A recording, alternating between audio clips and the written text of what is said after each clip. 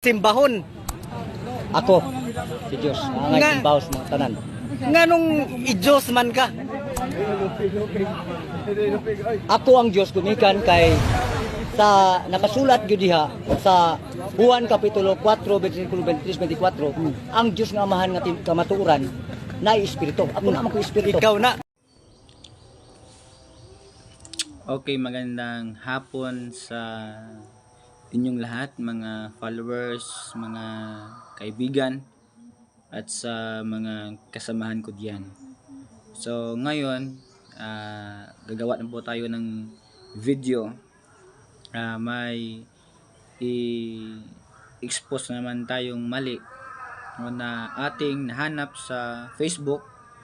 So, ngayon, may nag-request din sa atin na ating i-Tagalog kasi maraming mga friends natin na naintindihan yung aking sinasabi kasi Bisaya. So try natin mag-Tagalog para sa ating mga view. Ating panoorin ang kanyang sinasabi.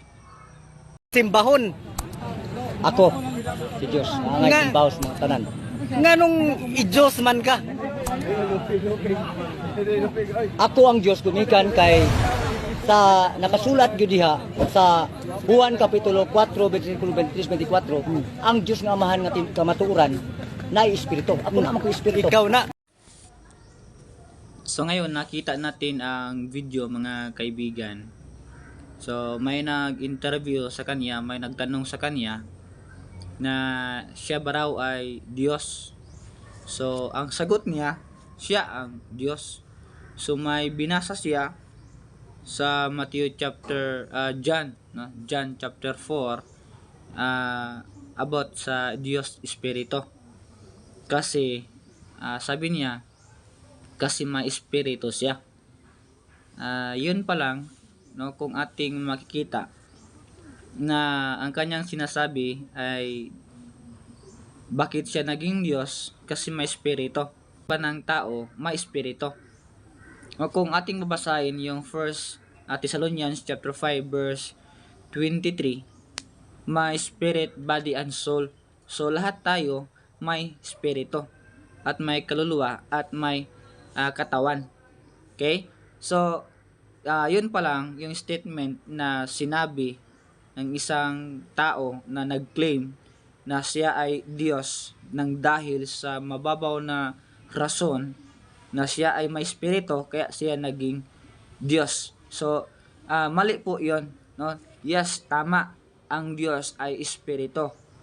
Kaya nga sabi ng Bible, we must worship Him spirit and truth. Pero hindi ibig sabihin siya na 'yon dahil may espiritu siya. So Ako Ikaw ang Diyos. na ko espiritu. So ikaw ang nagbuhat aning kalibutan. O ako nagbuhat sa tanan kay mabasa na sa Efeso kapitulo 4 bersikulo 6 nga nag-ingon dito, may usa lamang ka Dios amahan sa tanang tao nga mao ang labaw sa tanan, nagbuhat pinagis tanan ug ana sa tanan. Ikaw ang nagbuhat. Ako nagbuhat. So kaning akong kinabuhi ikaw ang naghatag ani. O ako naghatag niya na.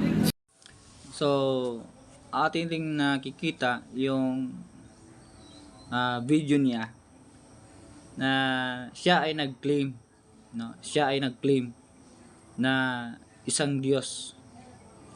So, sa ating panahon ngayon, no, marami naman nag-claim na siya ay Diyos. Isa na si Kibuloy doon sa Davao, nandoon sa Dapitan. Di ko lang alam kung anong pangalan, baka alam niyo yung pangalan, yung Diyos sa Dapitan, i-comment niyo sa baba.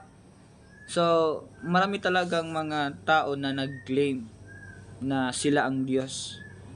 So ano yung masasabi natin sa Bible?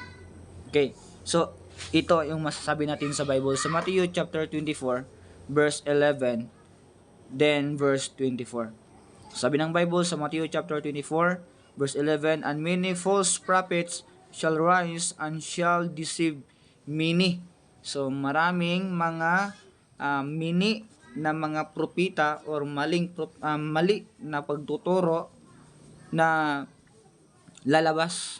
So ito ay makonsider na false Christ o false teachers, false prophets na maraming taong lulukuhin, no, dahil sa maling aral, maraming tao naman yung naniniwala. Okay? So sa verse 24, for there shall arise false Christ and false prophets, and shall show great signs and wonders, insomuch that if it were possible, they shall deceive the very elect.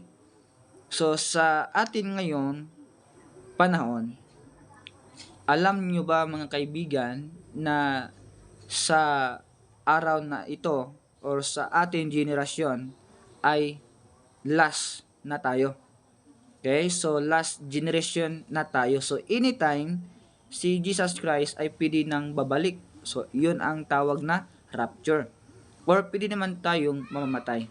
Pero before na-close ang Bible, sinabi mismo ni Jesus Christ na ito talaga ang mangyayari sa last generation. Sa ating panahon ngayon, talaga na may lalabas at mag-claim na siya si Christ, siya ang Diyos. Tawag dito, for there shall arise false Christ and false prophets, and shall great signs and wonders. So may iba gagawa ng mga milagro, gawa ng mga miracle para mapaniwala yung mga tao. Pero sabi ng Bible, sila po ay false Christ. Ibig sabihin, mga mini na mga Kristo, mini na Kristo, ibig sabihin hindi totoo.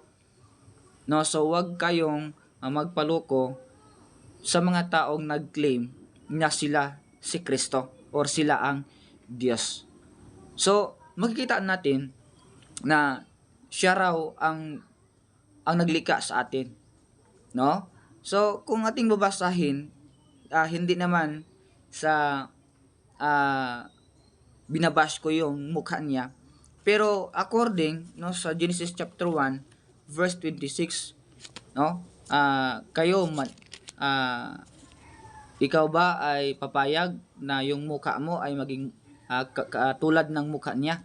Kasi sabi ng Bible sa Genesis chapter 1 verse 26, and God said, let us make man in our image, after our likeness, and let them have dominion over the fish of the sea, and over the fowl of the air, and over the cattle, and over all the earth, and over every creeping things that creepeth upon the earth. 27, so God created man in His own image. So ang Diyos lumikha ng tao according sa kanyang mukha. So kung ikumpara natin physically, no, wala na, no, bagsak siya sa sinabi ni Jesus Christ na tayo mga tao, nilikha tayo tulad sa mukha ng Diyos. So, ibig sabihin, gwapo, gwapa, no, maganda. Sa kanya, physically, kayo na magsabi, no, napapayag ba kayo na maging kamukha kayo ng nag-claim na Diyos, no? So ating ipagpatuloy ang video na nag-claim na siya ay Diyos. Ang unsay literal ni mga pangalan, bro? Adi na ta magisgot pa kung magisgot ta sa pangalan sa physically na kinahanglan kay kung mangutana ka sa basihan sa patakaran langit nun, kinahanglan magamit ta sa langit nun nga patakaran nga ako ang akong nga Diyos. So ikaw jud ang Diyos. Ikaw ang nagbuhat niya. Ikaw nagtanan. Ako nagbuhat sa tanan. Ingon nato nako sa Efeso kapitulo 4 versikulo 6. Nga ako nagbuhat sa tanan. So ikaw po tong kwan katong nagsulti ni kwan katong sila Abraham o Moises, ikaw to? Gapon to. Unsa to ilang unsa ganito imong gisulti ni Abraham ug Moises? Ingon dito sa ni sulti nga to ni Moises nga tuhoy ko, simbaha ko, o alagari ko, dawata ko, ug tumana ang tanan kong masugod. So mao. Una ang akong gisulti. So ipaila-ila sa usab bro kay aron humana ni atong video, paila-ila sa nila kung unsa ka. Oh, para sa tanan nga mabinuhas tibuok kalibutan, ako ang Dios nga naglawas mo nga kamaturan. Kaya ang Juan kapitulo 4 bersikulo 23-24 tataw kayo nga ningon diha taliabo apan taliabot ang panahon ug karong ani ana nga ang matuod nga magsimba samahan diha sa espiritu ug kamaturan. Kini sila ang gusto samahan nga may magsimba kaniya. Kaya ang Dios espiritu katong magsimba kaniya kinahanglan magsimba diha sa espiritu ug kamaturan.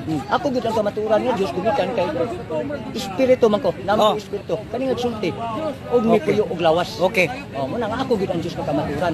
Katong ilang Dios nga wa pa ninyo makit wa say mabasa nga mao'y kamaturan, mao to siya ang Dios ninyo kalibutan. Sige. So, klaro, malinaw mga kaibigan na itong taong to nagsasabi ng kalokohan. No? So, hindi na rin ako magtataka na sa ating panahon ngayon, maraming tao na mag-claim na sila ang Diyos. Dahil sila ay nanaginip, may dream sila na ang anghel nagpakita, nagsabi sa kanila. So marami nang ganyan ano na yan yung mga rason nila. Pero ito lang masasabi ko sa Mark chapter 13 verse 22. For false Christ and false prophets shall rise and shall show signs and wonders to seduce, if it were possible, even the elect. So malinaw na inuulit ng salita ng Diyos na marami talaga na mga sulpot lalabas bigla na mga tao na mag-claim na mga Kristo. Mag-claim na sila ang Diyos, ngunit hindi naman totoo. So huwag kayong magpaloko mga kaibigan, hindi po yan totoo. Yan po ay malaking kasalanan sa harap ng Diyos. So sana yan ay maligtas, yan ay ma-encounter soul winning. No, mga kasamahan natin sana ma-encounter natin para ma-share yung tamang katotohanan. Ika nga sabi ng Bible sa John chapter 8 verse 32, kung ating babasahin na ang katotohanan. Sabi ng Bible, and you shall know the truth, and the truth shall make you free. So yan po ay bulag sa katotohanan according sa 2 Corinthians chapter 4 verse 1 down to 5. So kailangan natin na hindi itago yung totoong gospel para maligtas itong taong to. So paki-share ang video nito kung gusto niyo marami pang mga tao na makapanood nito at ma-aware sila sa taong ito na nag-claim na siya ang Diyos. So, yan lang po. Maraming salamat. Don't forget to subscribe my YouTube channel at paki-follow na din yung ating Facebook page. So, yan lang. Maraming salamat and God bless.